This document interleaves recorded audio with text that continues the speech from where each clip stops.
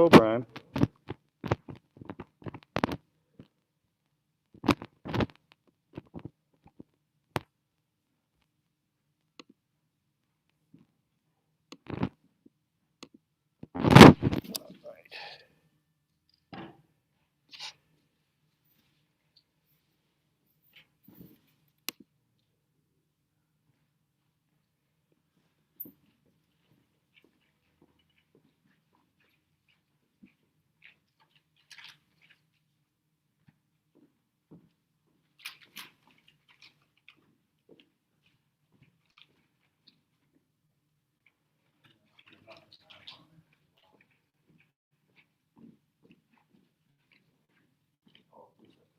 Yeah, that's good enough, man. Hello.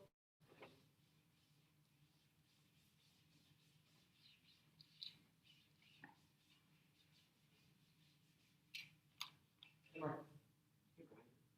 You got some days on passenger side over here?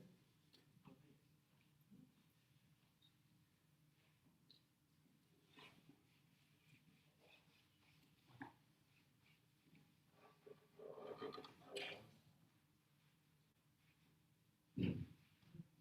I'm ready for it to be over.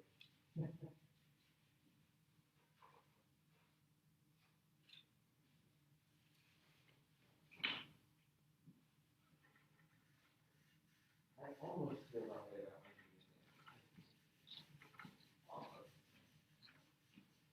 I probably had one of the easiest junior standings out of I think anybody in this whole department. 'Cause I had Dr. Harville still when he was there, and after I was done playing, or even before I was done playing, Did you go there and then leave and come back? no, I just played the whole time. I never heard of Dr. Harville. Huh? Never even heard of Dr. Harville. Yeah, he was the conductor before Dr. Sorensen. He was a horrible theory teacher because he was so smart and no one could learn from him. But I got in there. Were special. All right, trying to find my name. Where am I at?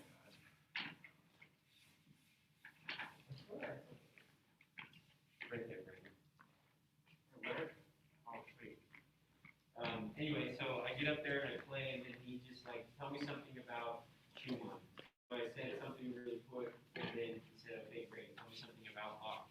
And I told him one thing, and then he's like, all right, see you later. And I still had two other pieces that I played for him.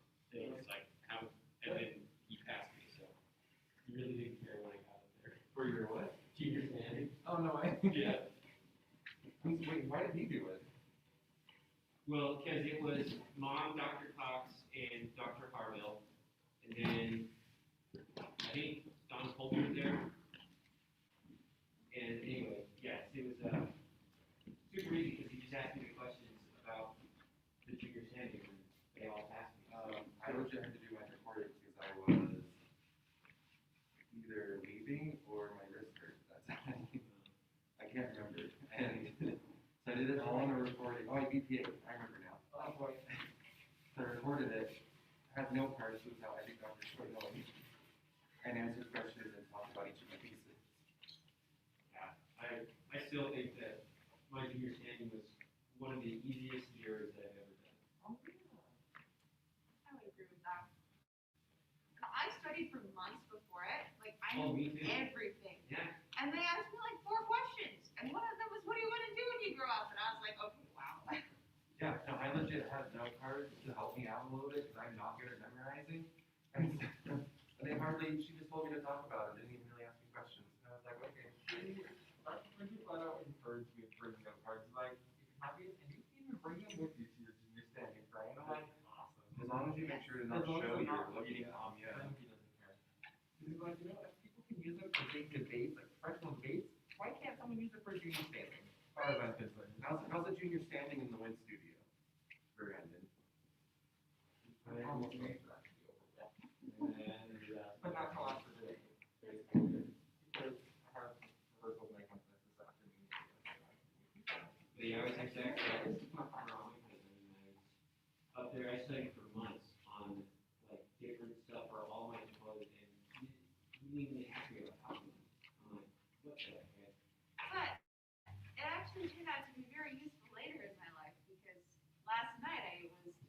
program notes at the 11th hour and did them because I copied and pasted from all of my papers that I wrote on all of my composers.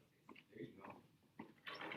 Yeah, Dr. Choi kept adding things for me to put, and then she finally was like, I just fixed them and submitted them for you. And I was like, okay. Okay.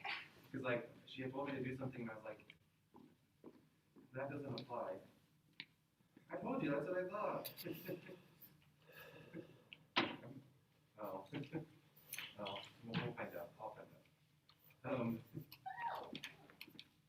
But then she was like, yeah, they were due. And I'm like, well, I talked to Liz. I said I was going to give them to her. She's like, yeah, that's fine. So what she wanted me to do was like something that didn't even apply to Elmont, and I could share it.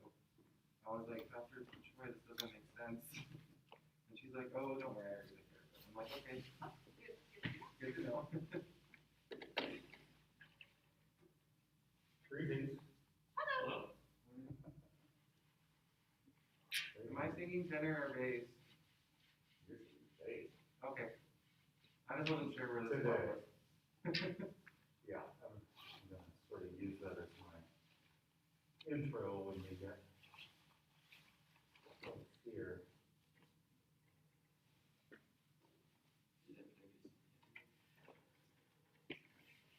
You're singing soprano, aren't you? Yes. I knew it.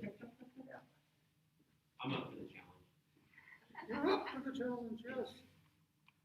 Oh, is that a fun? I don't know, it's kind of too early to talk that high. I don't know if I can. Give me about an hour. Yeah, it is kind of early. Let's say I would do that. Oh,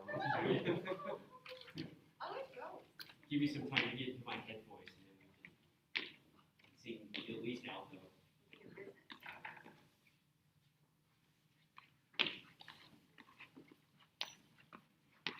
The Easter egg hunt every day.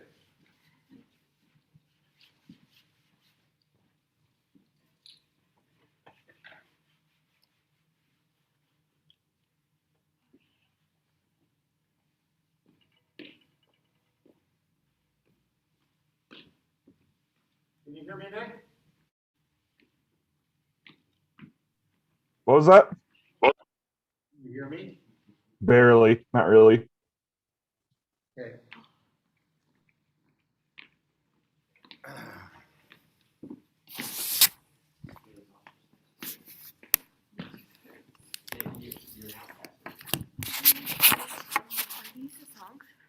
Yeah. Can I pick one? Yep, one of each. Okay, thank you. Is that better? Yes. The music stand's gonna be in the way a little bit, but that's okay.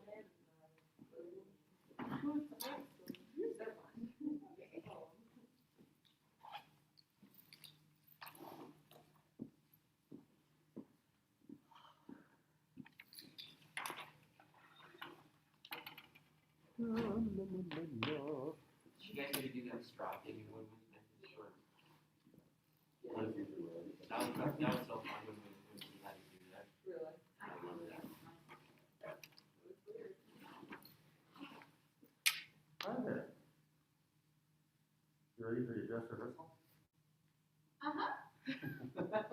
Great. Great. And I go home and make sure that my hair looks nice. So here we go. Welcome this morning, the crowd, the few, the rest. So today you see a little different setup than what we had in the last class. And so a couple of things about kind of managing the room and the ensemble is I've got you in a completely different formation in the same room. You can use your room 100 different ways, or maybe more like 4, probably, not 100 different ways. But one of the things that this does, of course, it makes it a little bit easier. This is the way I rehearse the chamber choir, because we can still stay socially distanced. The other thing is, when your students come in, they know what you're going to do. They know what the agenda is. And if they have their folders, what the expectation can be set up to do is, when they get into the room, they're going to go to the folder wherever it is. They're going to pick up their music, and they know to get their stuff in that order. And then you develop the routine over time.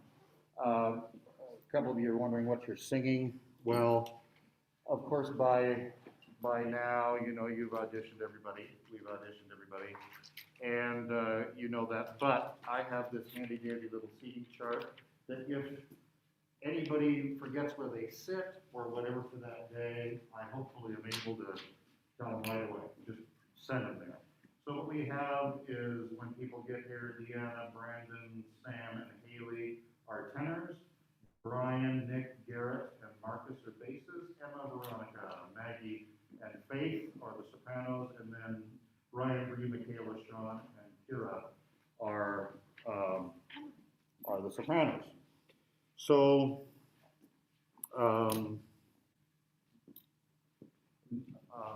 did I miss you? No. Oh, Kira, you're down here. Okay, I was really confused. So, Karen, don't forget your other book. yeah, you gotta find your name. There it is. Yeah, there we go. So, we're gonna do some truncated stuff today, just so that I can introduce to you some concepts and possibilities for rehearsal techniques. And in addition to, I'm not gonna take you through a full-blown warm-up, but we are gonna do some other activities. So, would you get ready to stand up with me, please? Just get ready into that position. And on the way up, I'd like you to take your imaginary and real hats off. So take them off, put them down on your seat. There you go. Just do what I do. Just like that. A little bit of get our bodies limbered up.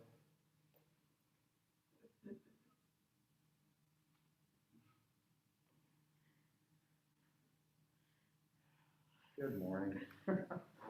Yeah. So we could do all of this stuff that we would do in our warm-up progressive. We're not gonna today. Just we just got through with March Madness, so you take a ball in your hand, a basketball, and we're gonna go down like this. We're gonna shoot, old style. I guess I'm still playing like Jerry West. Go down and shoot it. Now this time, we're gonna take a breath through an ah, and we're gonna go, oh, and we're gonna watch that thing swish. Ready? And go. Oh!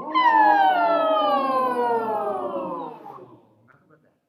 So now we're gonna go, oh, do that. Oh! And you low voices really try to get up into the, hey, 7 o'clock in the morning. When you high voices are already there, so let's do that again. Join me. Oh,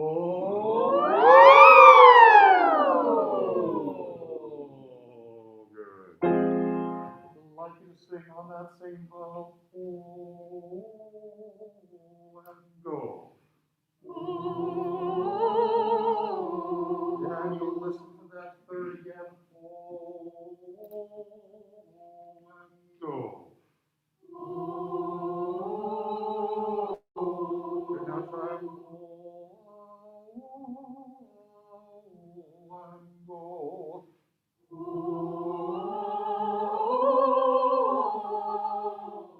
Now this would be at the end of our warm-up because I'm truncating all of this. But what I am going to do is set up the F minor triad that is in Shoshone Love Song before we ever start. And now, if you will please go ahead and bring your music stands up and take out Shoshone Love Song and put that up on your music stand. And we'll take a look at that. Here we go. I'd like you to sing the F, which is this pitch on Do, and sing Do, sing May. May, back to Do. We're going to start on May as our first starting pitch. Do, but we're going to change back to the syllable Do again. So Do, do, do, do, do. Nice and early in the morning, isn't it? And would you conduct with me, please? And we're going to do this together. And go 1, 2. Element students can conduct. Middle school students can conduct, high school students can conduct, adults can conduct. So the point is that this can be done on any age level, right? So that we can immediately define what is the false. We're conducting the false. We are conducting the quarter note. So here we go. I'd like you to look at the music. We're all going to sing the top line. And we're going to keep this pulse going as we do that. So do and ready and sing. Do, do,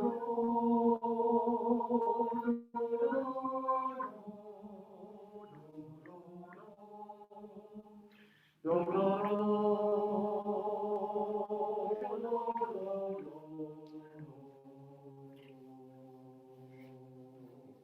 Good, good. Who can tell me in measure 8 where that rest comes? What beat does that rest come on? Brian? Downbeat of 3. It comes right on the downbeat of 3. So can we try to make that happen this time a little bit more accurately? And we're going to do, do, do, do, do. Can we start right on that? Do, do, ready, and conduct. Do, do, do, do, do.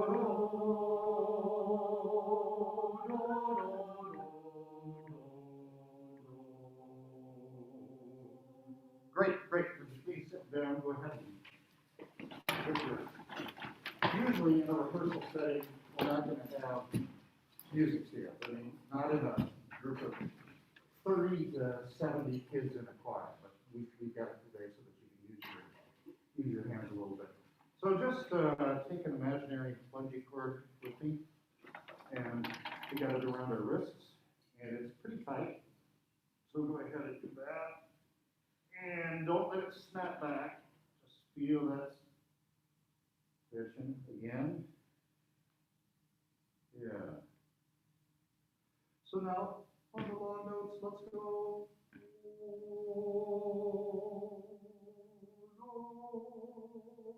Here we go. Ready? And.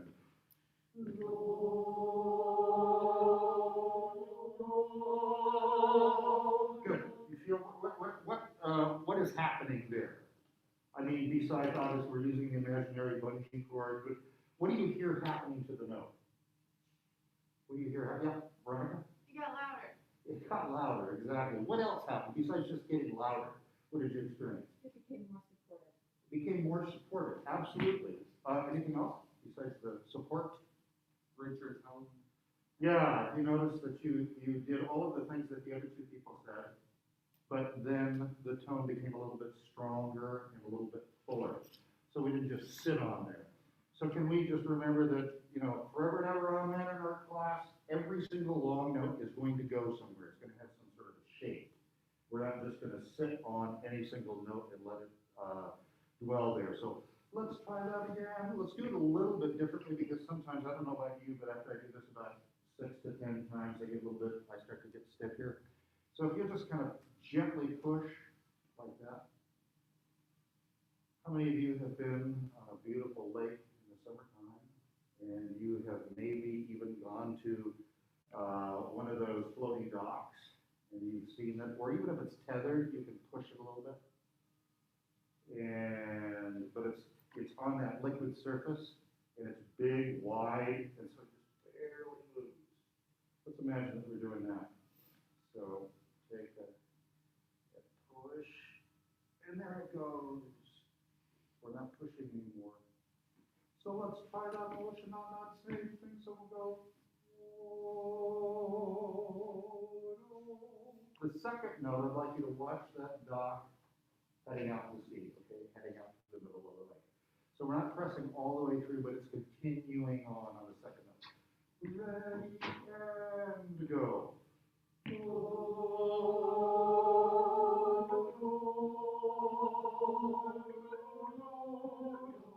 Yeah, excellent. What I heard was that you kept projecting even when you weren't pushing on that dog. I heard that you were continuing to use your breath, and the breath started to go somewhere because you were. Did you sense that? Did you sense that the breath was kind of going forward with the dog? And that's what we'd like to do. So let's stand back up. And I'd like you to try the text now. So,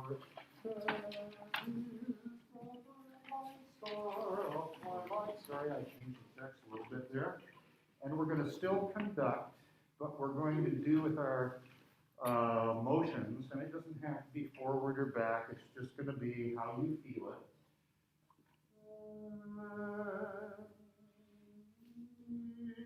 Could you use your body and the conducting and everything just to make the sound do what we try? Ready, and go.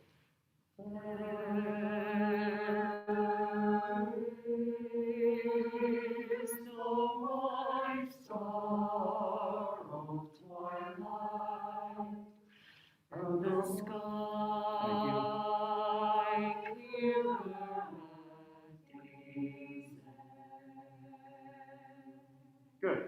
What did you notice? Did you notice anything about the end of each bar? So I'm talking about dynamics. Did you notice anything about the very first word that you sang, and then the second word that you sang in terms of the shape of that sound? Anybody? Yeah. Well, it wasn't only growth on the long notes, there was growth through the measure. So it was going Yeah. throughout each measure. Yeah. What else about the end of that first measure? Anything? There's no rest. It had like, just it got a little quieter. All right, you're a little quieter, so we just weren't going louder, louder, louder, louder, all the way to the end, so you were shaping it that way. Yeah. It also helped ensure that we were continuing through to the next part of the Yeah. voice. Yeah, exactly. Let's try that again and try to do all of the things we just practiced without doing any body motion at all. You can feel it with your body in some way, but let's not conduct, let's just say it. Ready, and.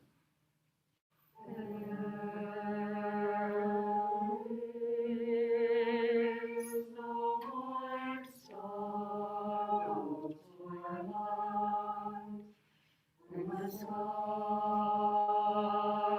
clear as day's end. Good. Go ahead and be seated. So, we didn't do anything. Let's say this was the first or the second rehearsal of the piece. Maybe we're just setting up paradigms so that we've got shape, we've got, the concept of when you see a long note, we're going to do something about it. What else did you notice on the last run through that I was doing? With my conducting, yeah. You were indicating the swells. Yeah, I was trying to reinforce with my gesture what we had just done. So always keeping in mind, what is going to be a reasonable activity for us to do that is not so outside the characteristics of this music that it doesn't make any sense. Now, there's sometimes, and we'll talk about that later, maybe not today, but where you would teach by huge huge contrast, where you do something so silly or so out of character of the music just to make the point of what that music really, what really is the character of the music. But, this kind of ties it back to the conducting class. Whether you've taken choral conducting with me or instrumental conducting with anybody, rehearsal is the process. But we always have to keep in mind what we are communicating with the choir, and so that that communication is being developed in the rehearsal, if that makes sense. And it's not like you're going to sit there and say, now watch what I'm doing with my conducting. You might say, watch me. Does this gesture look soft? Does this gesture look loud? Those kinds of things, but we're not going to do what I'm doing now with you with our students. This is just kind of a lab discussion. So when we were conducting, let's back up a few steps when I started with you on having everybody just beat the pattern. When we were reading it, or even if it was the second or third reading, what did that help every singer do?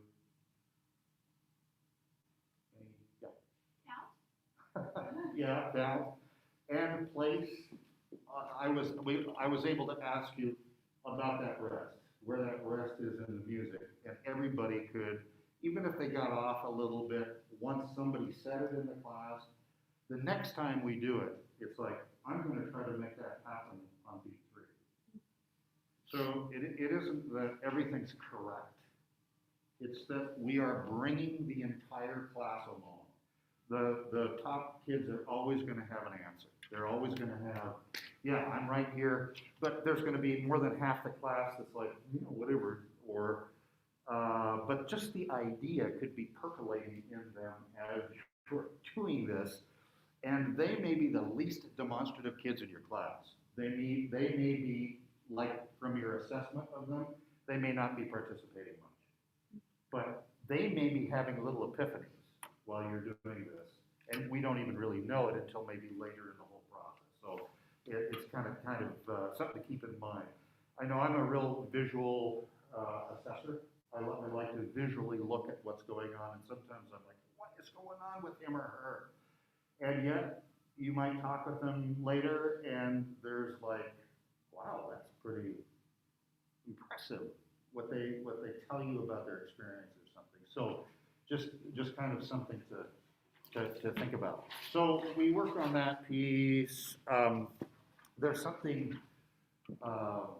you probably have you studied or labeled words like closure in some of your other methods courses, and you review, and then you come to the end of an activity, and there's some sort of activity in which there's closure. So at the end of that piece, what might a closure activity be? And I don't mean, well, isn't that very great? Thank you, and let's have a prayer and end the session. I mean, what are some things that we could use for closure on just a simple activity like that? Think about it. Good morning, good morning. Yeah. I'm not sure if this is what you're looking for, but I think it's always best to end your activity by going through the music on what you just did again, finishing by doing what's in the music again. If that makes sense. Could be, what's the simplest way to just review what you did?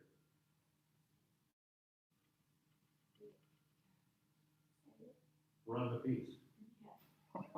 Run the piece, and I mean, the closure could be for you, the teacher, which is, you're assessing at the closure, right?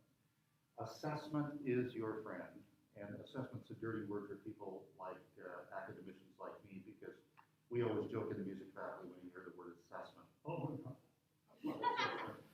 But I'm using it in the terms of, I want to know what they've learned. And then they will know what they've learned. Hey, can they make it through the piece, doing all those things that we just covered today? That's your assessment. And that's what I mean by closure. Could be something else. I'm doing it right now, that's talking. What I mean is, I might say, my observation is that we, X, Y, Z, you accomplish this, but we still need to work on X, Y, and Z, right? We still have a little intonation problem on measure 5 and 6. We'll get to that tomorrow, but good work, or whatever. And it can be something that takes 10 seconds or something that might take a half a minute. So that ebb and flow that we want to do with whether it's warm up, each of the pieces, and then the announcements at the end of rehearsal, or wherever you decide to do that, we have this process that we've outlined, those 6 steps. Or maybe you go through 3 of them, or maybe you go through however many of them. Shoshone love song. What's your goal? This is what you do as the teacher. You take your music and you go through and you write out a little plan about how am I going to handle each of these pieces, and what's going to be the objective. What do I want them to know differently than they didn't know before they walked into the room today? Because it's always a step, right? Step-by-step process. When all of you have been in enough ensembles, whether you have conducted them or not, even if you have conducted, you know it's all a process. You're looking short-term, the day. You're looking long-term, the week. You're looking the biggest picture, the concert. So what can you assess that day? What do you need to do? And then as you grow in experience, you know, this piece is in trouble. Or you know, we're fine, we're right on track. Or you have to make some adjustments in your routine. I have to do that all the time. After all these years, I still have to make adjustments. Oh, that's not working. Or, you know, whatever. So we say assessment, we say whatever, it's just as much or more for you than it is for your students. So, and we sing Gloria. Could you check that out, please? And go ahead and, if you take that out, put your music on the side, don't draw on the music. Just, do what I do.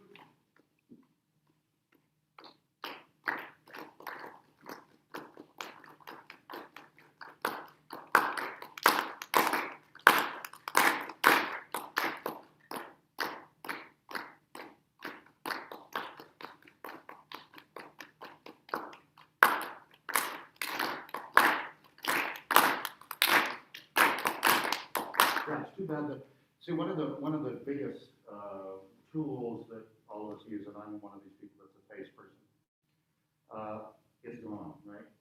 You have no, one of the biggest frustrations that I have had for the last 14 months is nobody can see my face. And I'm wondering why, you know, and I went through this in COVID land in the beginning, why people weren't reacting the way they were a year ago. And I realized that they have no clue what I'm thinking. As I'm inside, I'm going, and I'm coming across like this. But that is the tool that we music educators lack right now. And so I'm thinking post-mass like you are right now. But would you please say da ba da ba da ba da ba da ba da ba da ba da ba da ba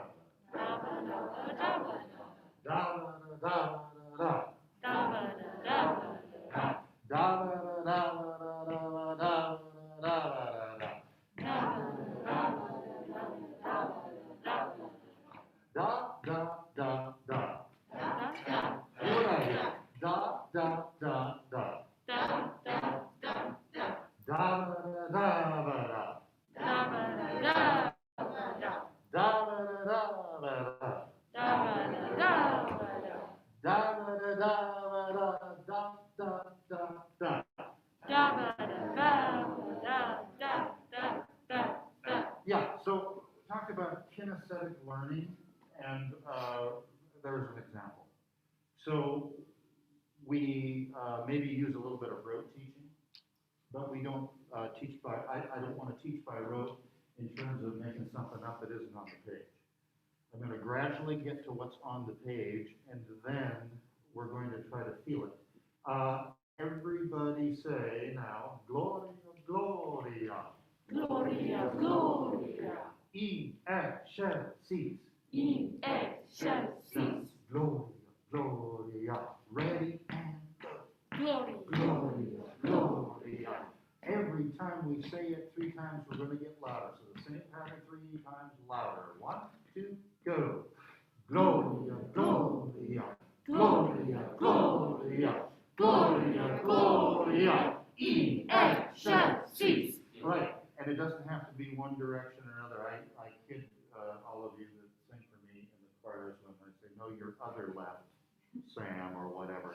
But in this kind of a situation, right or left doesn't matter. Just let them move.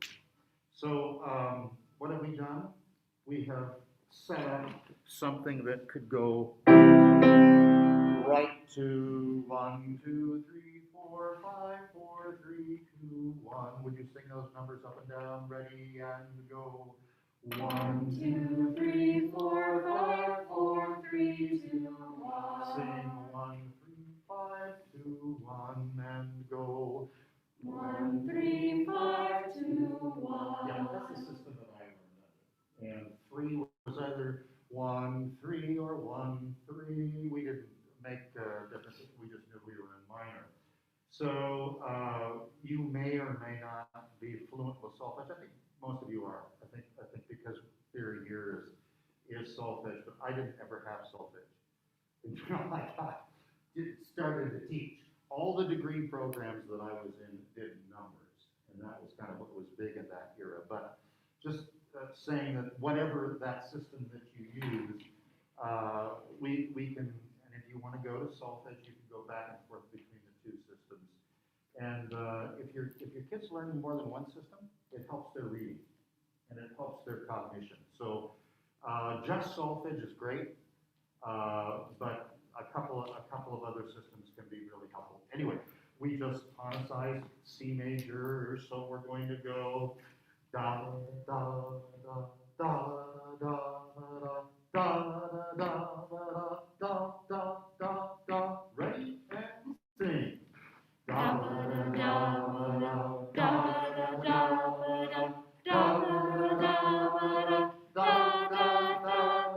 Now, would you do exactly what I'm doing with me? Here we go. And 1, 2, soft, and then medium, loud, and loud, and then da. Ready and sing. Da da da da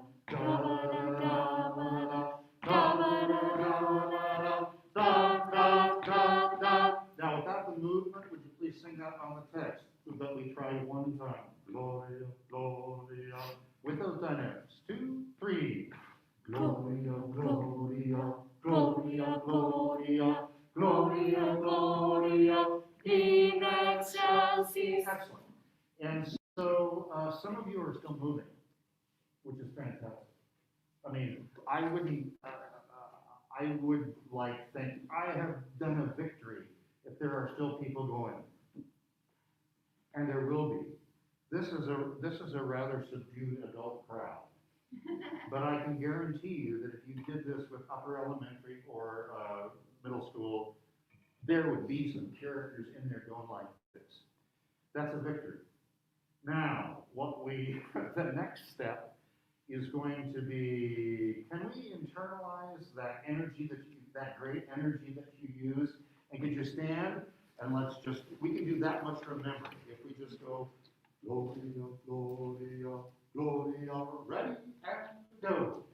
Gloria, Gloria, Gloria, Gloria, Gloria, Gloria, in excelsis. Good. Now could you, every time you sing one bar, would you re-energize by going down a little bit like I'm doing and grow? So, Gloria, Gloria, Gloria, Gloria, 1, 2, and Gloria, Gloria, Gloria, Gloria, Gloria, Gloria, in excelsis. Yeah.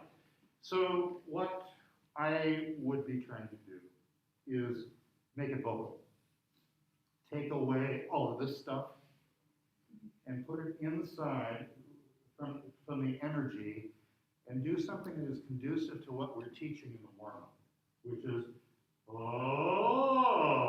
hopefully, the higher you go vocally, the lower the body feels it. So getting the support down here and away from the throat. And making it beautiful as possible. Go ahead and be seated. So that's the tip of the iceberg. I started you with that first big phrase the first time we looked at the piece. Then there is, if you look on page 3 to 4, we have the verse, and we've had a little discussion about religious music in the school. And this person, Jay Althouse, who's written tons of music for middle school age, has taken a sacred classical Latin text and he's secularized it, not in a profane way. What I mean is he's just made it light, happy, and positive. So if you sing, we sing with one heart, we sing with one voice, together we sing out the song. We sing with compassion for all humankind. Our faith in all life must be strong. So that's a pretty positive text, and it's a pretty inclusive text. It's not male-centric, it's not female, it's humankind. So he's taken that stuff out. It's not what we say, it's not a catechism, it's not a dogma. And it helps you to define the Gloria in excelsis. Some teachers wouldn't even go there, I would. I would say, hey, this text comes from, back in the days when they chanted and blah, blah, blah, say, where it comes from. Glory in the highest to God is what this comes from. You're faced then with text that has a different pronunciation. It's a hybrid, right? You've got Latin, and then you've got most of this piece is in English. So say, Gloria in excelsis Deo. Gloria in excelsis Deo. So you might hear a choir sing it that way. You might hear a choir sing it that way. And we sing Gloria in excelsis Deo. And we sing Gloria in excelsis Deo. Can you go with me, please, to the bottom of page 4, and let's sing that together. And 1, 2, 3, 4. And we sing Gloria in excelsis Deo. And we sing Gloria in excelsis Deo. This piece is so teachable because it stays completely diatonic. Well, there's a couple of other parts. There's a couple of secondary dominant notes like an F sharp or something like that. But like that melody, up and down the C major scale, a couple of skips, and then they reintroduce some of the syncopations from the opening theme. So it's, you get the whole thing. You can teach syncopations. You can teach pulsation under a sustained melodic line, and variety. There are 3 sections to this. I just sang the refrain. There's a verse before this, and then there's introductory material, which is what we started with. So within a small little form, it's pretty, quite a bit of variety. Now back to the text. Say Gloria. Gloria. In. Gloria in excelsis. Gloria in excelsis Deo. So I would opt, if I were teaching this piece to whatever level, to teach the classical church Latin pronunciation. So everything else is English, and then when we get here, Gloria in excelsis, and I'd have to go through, say in. The printed I in this language is always the sound E. Anytime you see the I, it's going to be E. Anytime you see the E, it's going to be A. Go through that explanation. And some of you are saying, oh, I don't know how to pronounce Latin. That's an easy fix. There are so many resources, and the good news is there's 5 vowels. 5 vowel sounds. It's much more consistent than English or any other language. So, but the point is, why would you be concerned about teaching that in that way? What could be one reason why you might think, okay, this is Latin, and we're going to teach it in the sort of traditional church Latin. Why would that be the case?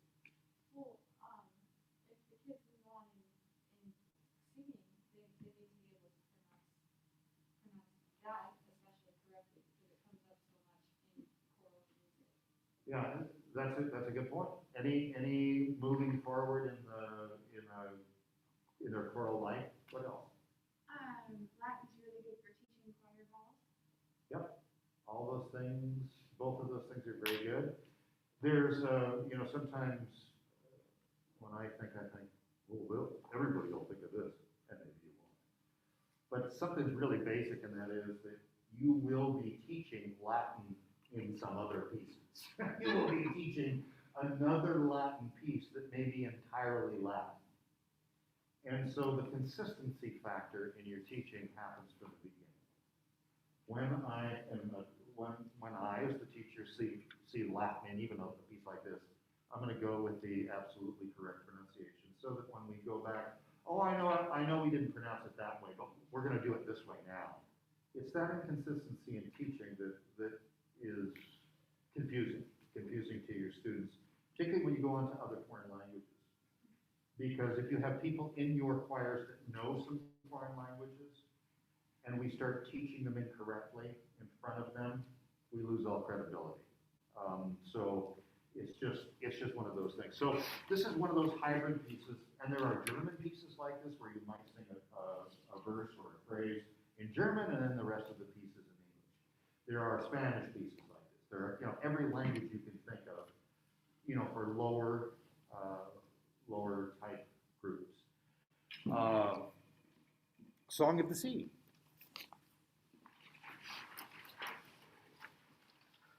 So we have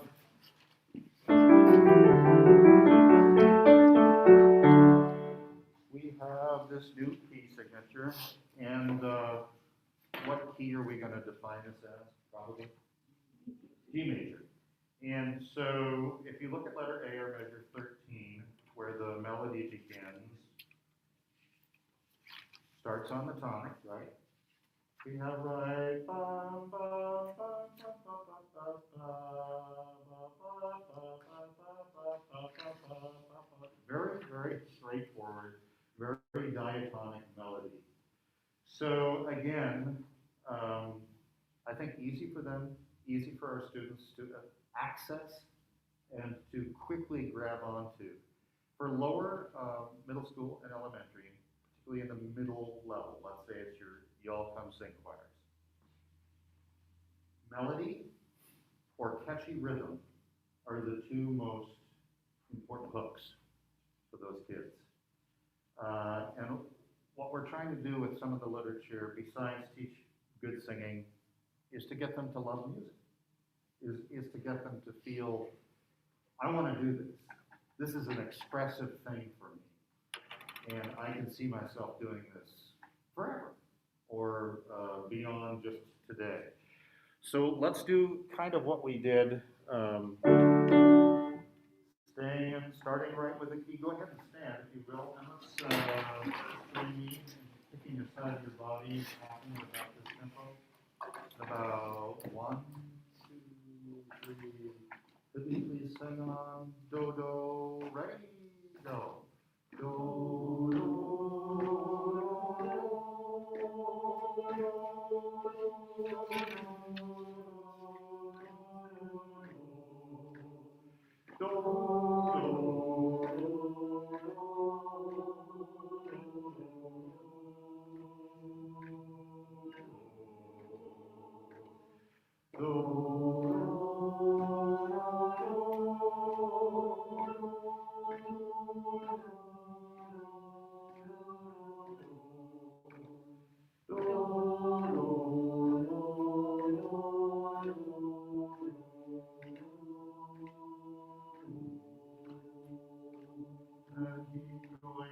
Good.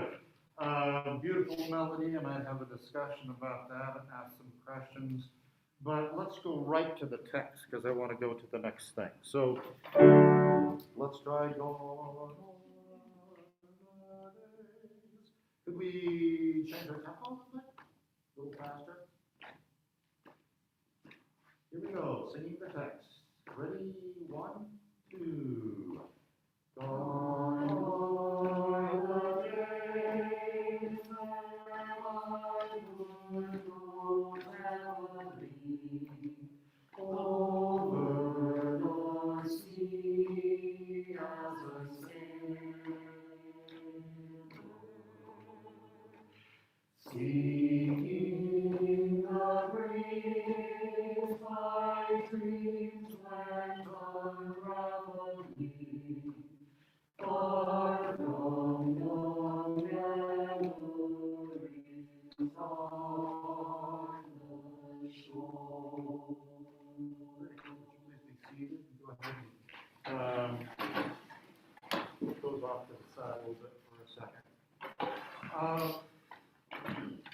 Can you think back in your either recent or long-term memory about a time when you were, I don't know, out in nature and you saw something that you thought was incredibly beautiful? And it doesn't have to be like like the Grand Canyon, but maybe that's it. Maybe it was something very, very simple. But can you go back and think? And I thought about that, it could have been yesterday. I thought about that for like hours. It made such an impression on me. What, does anybody have an idea that they share about that? Yeah. Yesterday after the snow, like after the snow starting to melt, it doesn't melt on the foothills all the way. So when the sun is coming out, you can see it on the foothills, and I always think it's just so beautiful when you can see that. Yeah. Yeah, I was there with you too. I was looking at that. Anything else? I mean, what else? Something that you might have been thinking about? Back when there was still a lot of snow on the ground and I was sad, I went hiking, up past the pillars, like in the foothills over there. And I looked around and I could see like all of the little part of Pocatello that's there, and it just looks so small and beautiful.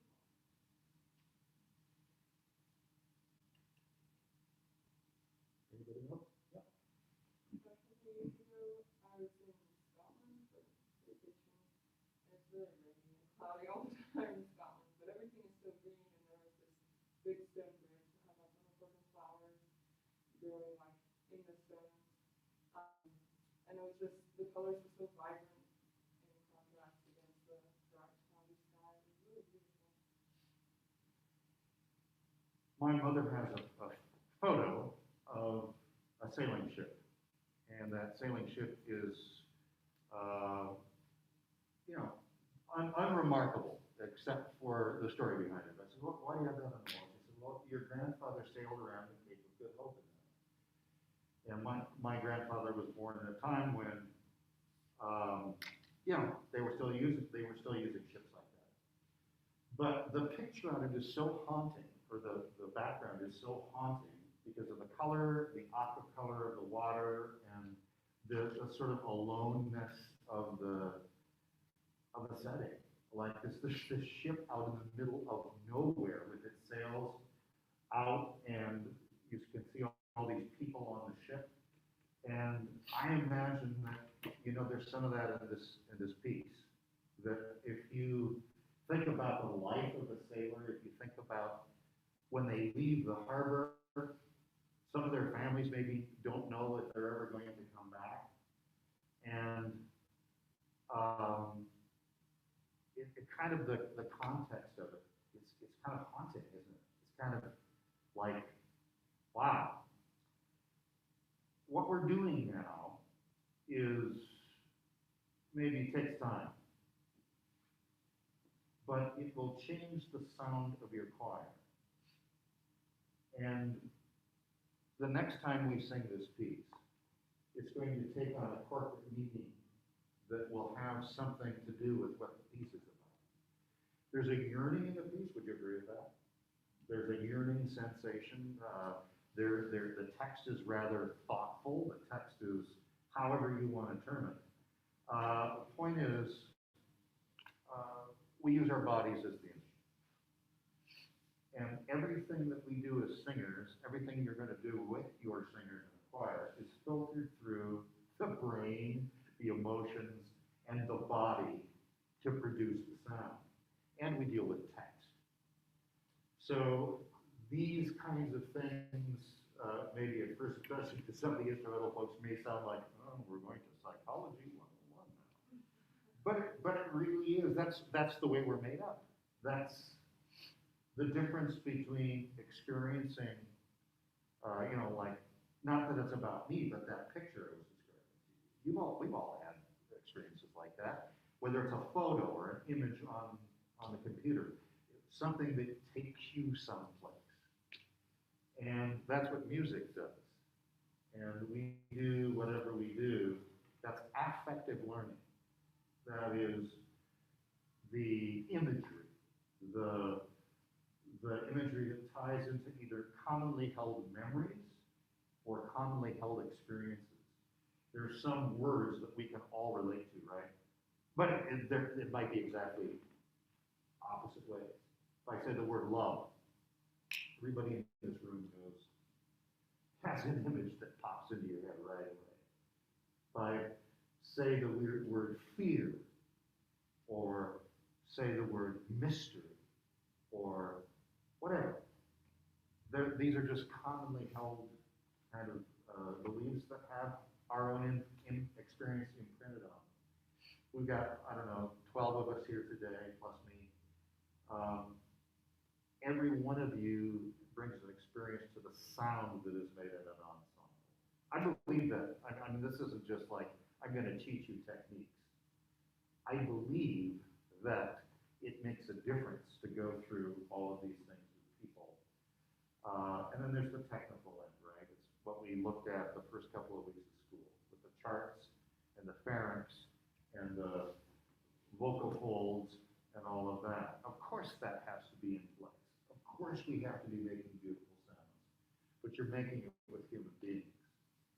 And so I get a little bit on, I guess, a soapbox or whatever about it, because I do think it's that kind of passion, belief that's going to keep you teaching for 30 or 40 years. If one doesn't go in with that, it's going to be a lot harder road.